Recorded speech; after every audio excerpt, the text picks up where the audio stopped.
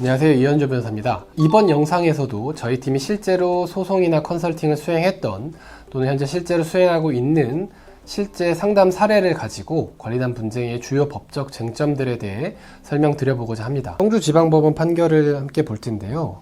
밑줄 그은 부분을 한번 보도록 하겠습니다. 분양자는 권리단이 권리행위를 개시할 때까지 한시적으로만 집합건물을 관리하면서 예정된 매수인의 2분의 1 이상이 이전 등기를 한 날로부터 3개월이 지나도록 구분 소유자가 권리단 집회를 소집하지 않는 경우에 보충적으로 권리단 집회를 소집할 의무를 부여한 것으로 해석함이 상당하다. 그래서 이 사건 집회 시에 예정된 매수인의 2분의 1 이상이 이전 등기를 한 날로부터 3개월이 지난 것으로 보이지 않으므로 이 사건 권리단 집회를 분양자가 소집한 것이라고 본다 하더라도 이는 집합건물법에서 정하고 있는 구분 소유자의 소집 청구권을 침해한 것이다. 그래서 위법하다 라고 보았습니다. 그런데 본 사례에서 입주 절차는 구분 소유자들이 잔금을 치르고 이전 등기를 한 직후에 이루어졌습니다. 그렇기 때문에 초기에 받은 동의서의 경우 예정된 매수인의 2분의 1 이상이 이전 등기를 한 날이 도래하기 전에 징구되었던 경우가 대부분일 것입니다. 집합건물법은 분양자의 소집 권한에 대한 시기상의 제한을 설정하고 있는데 본 사례에서는 이 시기상의 제한을 위반한 것입니다.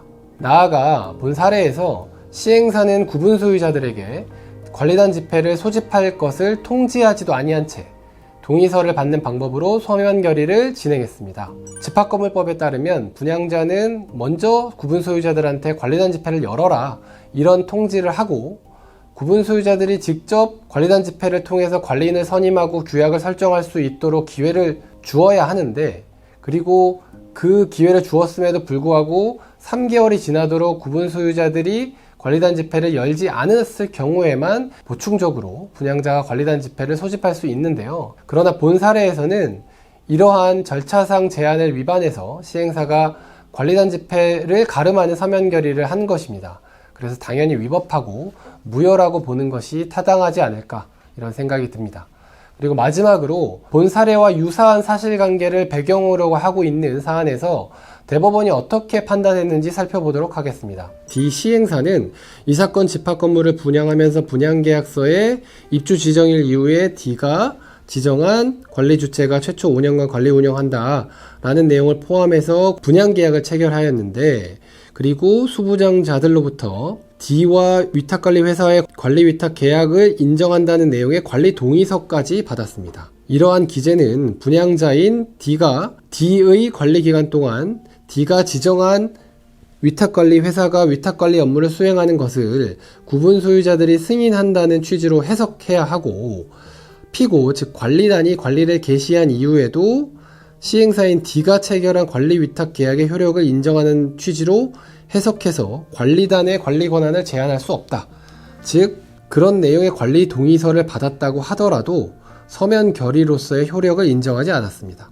위 사건에서 관리업체는 관리업체를 관리인으로 선임하는 내용의 관리규약이 제정되었다라는 주장을 하기도 했었는데요.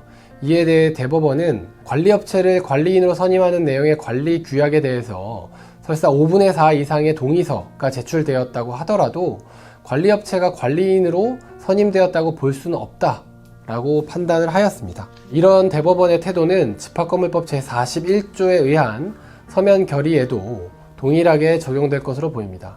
정리하자면 이렇습니다. 본 사례에서 시행사와 관리업체가 키 불출 과정에서 5분의 4 이상의 구분 소유자들로부터 어떤 동의서를 받았다고 하더라도 이를 서면에 의한 합의의 구체적 내용을 충분히 인식하고 합의에 이르렀다 라고 보기는 어렵습니다. 즉 적법한 서면 결의라고 인정되지 않을 것 같습니다.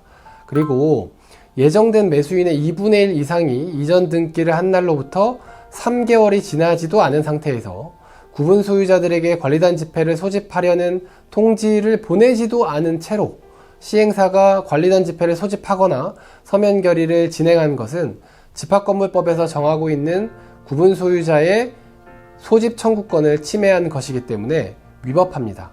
그리고 유사한 사안에서 대법원은 시행사가 선정한 관리업체가 최초 5년간 건물 관리를 하고 여기에 동의한다 이런 동의서를 5분의 4 이상 받았다고 하더라도 이것을 서면 결의로 인정할 수 없고, 그래서 그 동의서 내용에 따라 시행사가 관리업체와 체결한 관리위탁계약의 효력이 관리단에게 승계되지 않는다라고 판단하였습니다. 이런 사정들에 비추어 봤을 때 본 사례에서는 시행사와 관리업체가 관리인 선임, 관리업체 선정, 관리규약 설정까지 80%의 동의서를 받았다고 하더라도 이것이 서면 결의로 인정될 수 없고 무효라고 판단될 여지가 매우 큽니다.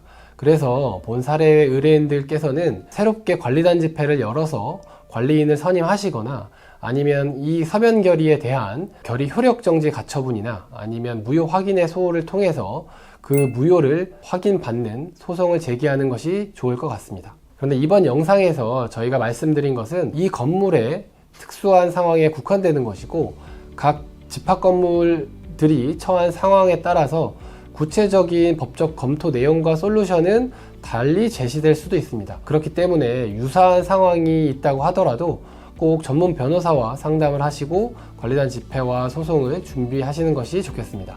이상으로 이번 영상 마치도록 하겠습니다. 감사합니다.